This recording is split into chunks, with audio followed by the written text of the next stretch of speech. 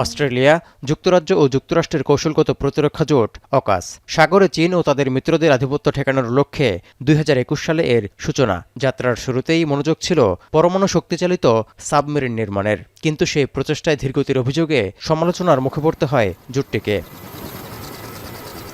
এই অবস্থায় এবার সিঙ্গাপুরে হওয়া নিরাপত্তা বিষয়ক সম্মেলন থেকে এলো বড় ধরনের ঘোষণা। ৩ দেশের প্রতিরক্ষামন্ত্রী জানান, সমুদ্রের তলদেশে থাকা কেবল রক্ষা করতে এবং নিজেদের প্রতিরক্ষা ব্যবস্থা জোরদারে ডুবোড্রোন প্রযুক্তি তৈরি করবে AUKUS.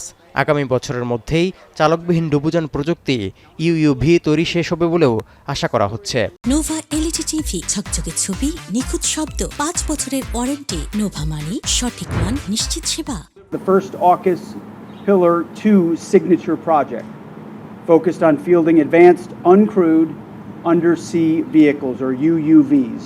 And I want to thank these two gentlemen for their leadership in ensuring we stayed on track with Pillar 2 and found something critical to all three of our countries.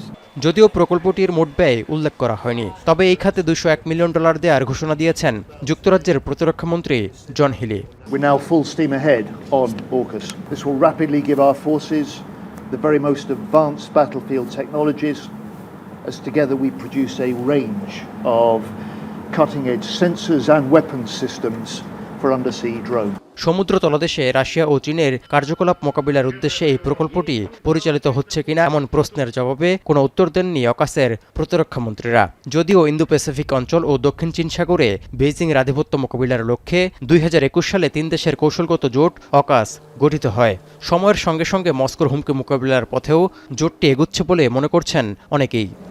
On which so much of our daily life. Touhidur Rahman, এখন বিশ্ব।